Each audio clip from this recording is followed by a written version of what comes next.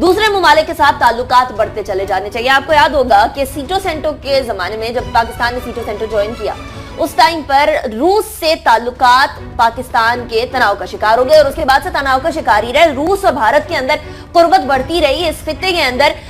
ایک تو رشیا اور انڈیا اکٹھے رہے, چائنا پاکستان اکٹھے رہے, لیکن اب کچھ تبدیلیاں آ رہی ہیں اور تبدیلیاں کچھ ایسی ہیں کہ اس کو خوش آئند کہا جا سکتا ہے. جہاں سہیل صاحب امریکہ نے اس طریقے سے ساتھ نہیں نبھایا پاکستان کا جس طریقے سے ہم ایکسپیکٹ کرتے تھے, وار آن ٹیررزم, ہم لوگوں نے ان کی جنگ اپنے ملک میں شروع کی اور اس کے بعد اب آج ہم لوگوں نے کتنی جانوں کا نذرانہ پیش کیا ہے اس جنگ کے اندر. یہ بتائیے گا رشیا کے ساتھ بڑھتی ہوئی قربتیں اور یہ فوجی مشقوں کی جو بات ہے یہ کہاں تک پاکستان کو آگے لے کر جا سکتی ہے؟ امریکہ پاکستان نے 35 سال بعد زمینی حقائق کو مد نظر رکھتے ہوئے ایک اپنی فورن پالیسی کے اندر روس سے متعلق ایک بڑا ٹرن لیا ہے. پازیٹیو ٹرن ہے. تعلقات آہستہ آہستہ گریجولی بہتر ہوتے جا رہے ہیں اور اس کے بعد اب گزشتہ روز جو وفاقی کابینہ کا اجلاس ہوا, اگرچہ اس کی تفصیلات کو بہت حد تک سیکرٹ رکھا گیا ہے, لیکن یہ کنفرم ضرور ہے کہ گزشتہ روز کے وفاقی کابینہ کے اجلاس میں روس کے ساتھ روس کی federation of training of military personnel کے ساتھ ایک ایگریمنٹ پاکستان کرنے جا رہا ہے جس کے تحت پاکستان اور روس اپنے ملٹری اپنے فوجی جوانوں کو دونوں طرف سے وہ ٹریننگ کا سلسلہ شروع کر سکیں گے. پاکستانی فوجی رشیا جائیں گے, وہاں پر ٹریننگ حاصل کریں گے. اس طرح جو رشیا کے جو آرمی پرسنل ہوں گے وہ پاکستان میں آ کے جو پاکستان کے ٹریننگ کروانے والے ادارے ہیں ان سے ٹریننگ حاصل کر سکیں گے. یہ ایک بڑی پیش رفت ہے اس تناظر کے اندر کہ جب اگر ہم دیکھیں کہ افغان وار کے اندر جس طریقے سے جو پاکستان نے کردار ادا کیا, رشیا کے سامنے تھے, ہم رشیا کو سب سے ٹف ٹائم دیا, پاکستان کی جانب سے ٹف ٹائم ملا, لیکن خطے کے اندر جب چین کا ایک اثر و رسوخ بدلا تو اس کے نتیجے میں رشیا کے ساتھ بھی پاکستان کے تعلقات گریجولی بہتر ہوتے جا رہے ہیں. اور سب سے بڑی پیش رفت ہوئی تھی گزشتہ سال نومبر میں جب رشین انٹیلیجنس کے چیف الیگزینڈر بوٹنیکوف نے, جو کہ جس ایجنسی کا نام فیڈرل سیکورٹی سروس ہے جو 1995 سے قبل KGB کے نام سے پہچانی جاتی تھی, انہوں نے پاکستان کا ایک بہت اہم ترین دورہ کیا تھا. اعتماد کی ایک نئی فضا قائم ہوئی, دونوں طرف سے دفاعی شعبے کے اندر تعاون بڑھانے کا عزم ہوا, جس کی وجہ سے پاکستان رشیا کے ساتھ باضابطہ طور کے اوپر ایک ایگریمنٹ کرنے جا رہا ہے. یہ جو ڈیولپمنٹ ہے اس کا لارجر پرسپیکٹو میں دیکھیں تو اس کی بہت اہمیت ہے. خطے کے اندر امن و امان کا قیام, افغانستان کے اندر امن کا قیام بھی اس سے ریلیٹ کر رہے ہیں, لیکن اس کے ساتھ ساتھ رشیا بہت کین ہے سی پیک منصوبے کے اندر شمولیت کے لیے. اگرچہ کہ حکومت پاکستان کی جانب سے آفیشلی آن نہیں کیا گیا, لیکن چائنا کی جانب سے اناؤنس کیا جا چکا ہے. گزشتہ سال میں نے بھی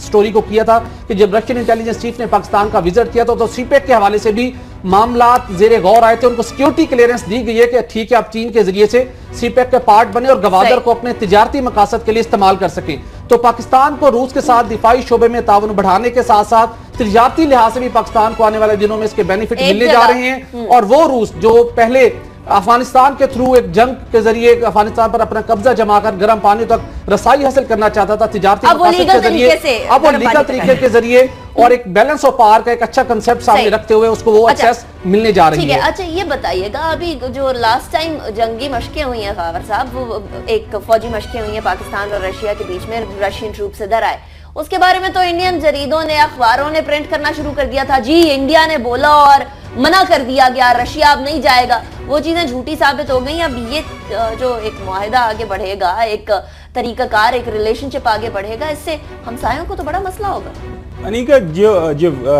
ہمارا جو جیو اسٹریٹجک لوکیشن ہے ہماری اس حوالے سے تو یقینی طور پر ہمارا چائنا اور رشیا کے ساتھ ہی الائنس شروع دن سے بنتا تھا, لیکن اگین وہ زمینی حقائق جس طرح کے سہیل نے بات کی نا, زمینی حقائق ہمیشہ چینج ہوتے رہتے ہیں. اب اس میں کوئی شک نہیں ہے کہ پچھلی کئی دہائیوں سے امریکہ بہادر سپر پاور رہا ہے اور امریکہ سے ہم جو مین ہماری جو بجٹری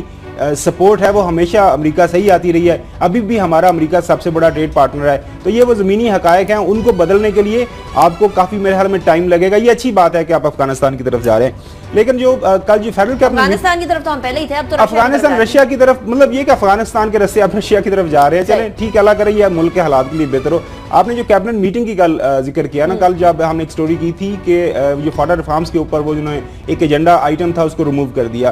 اب اس کا ریئیکشن کل یہ ہوا ہے کہ نیشنل اسمبلی کے اندر عوامی نیشنل پارٹی اور جماعت اسلامی کے جو لاء میکرز ہیں انہوں نے بہت زیادہ ہنگامہ کیا, بہت زیادہ پروٹیسٹ کیا, उन्होंने अब 12 तारीख डेडलाइन दे दी है कि तब तक अगर फाटा रिफॉर्म्स पे जो रिकमेंडेशन आई हैं वो अगर हुकूमत वक्त ने या अप्रूव ना की, कैबिनेट के थ्रू उनको एंडोर्स नहीं किया, तो हम एक लंबा चौड़ा धरना देंगे, पार्लियामेंट के अंदर भी देंगे, पार्लियामेंट के अंदर बाहर भी देंगे। कैबिनेट के अंदर और जो एक चीज़ अहम हुई है वो ये, एक तो वो जो खवातीन के हवाले से आपको पता है वो 10% जब तक वोट नहीं डालेंगी किसी कॉन्स्टिट्यूंसी में वो उसका रिजल्ट नहीं माना जाएगा। साथ सारी पार्टीज को ये उनको ये इस पे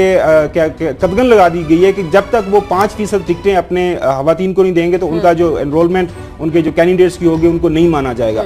अच्छा, दूसरा एक और अहम चीज़ जो फैसला हुआ है वो ये हुआ है कि सियालकोट बाउंड्री पे जो लाइन ऑफ कंट्रोल पे जो बाउंड्री वॉल पे जो इंडिया की तरफ से शैलिंग से पाकिस्तानी जो अफेक्ट हुए हैं उनके लिए एक असिस्टेंस, मैं इसलिए इस चीज़ का जिक्र करना चाहता हूँ। याद होगा हमने पहले एक भी स्टोरी की थी कि कश्मीर LOC पे भी इसी तरह के पैकेज हुआ था और इस पैकेज की मद में पैसे आए थे, पैसे वो खा भी लोग गए थे। तो अब ये है कि अल्लाह करे अब जो पैसे अब जो असिस्टेंस हुई है अब वो जो है ना वो मिल जाए लोगों को। गुज़श्ता रोज़ वफाकी कैबिनेट के किसी अहम इजलास के अंदर जब इंतखाबी इस्लाहात की बात हुई तो हुकूमत की जानिब से एक बड़ा आइडिया वहां पर डिस्कस किया गया, जिसको ऑफिशियली तो अभी डिस्क्लोज नहीं किया गया, कि हुकूमत के कुछ अराकीन ये चाहते हैं और बड़ा फोकस किया जा रहा है कि जो निगरान हुकूमत का कंसेप्ट है जनरल इलेक्शन से कबल जो कायम की जाती है उसको खत्म कर दिया जाए। अनूशा रहमान साहब ने वहां पे एक स्टैंस लिया कि मुहज़्ज़ब मुआशरों के अंदर निगरान हुकूमतें नहीं होती, जो मौजूदा हुकूमत होती है वही आइंदा के इंतखाबात कराती। वहां पे कल एक डिबेट हुई है, मुस्लिम लीग उन्होंने इस पे आइंदा दिनों में क्या करने जा रही है घुमन साहब हमें बताएंगे। वो आने वाले वक्तों में करेंगे, this is not our topic at this point in time, अगले दफा डेफिनेटली डिस्कस करेंगे। लेकिन टॉपिक ये है कि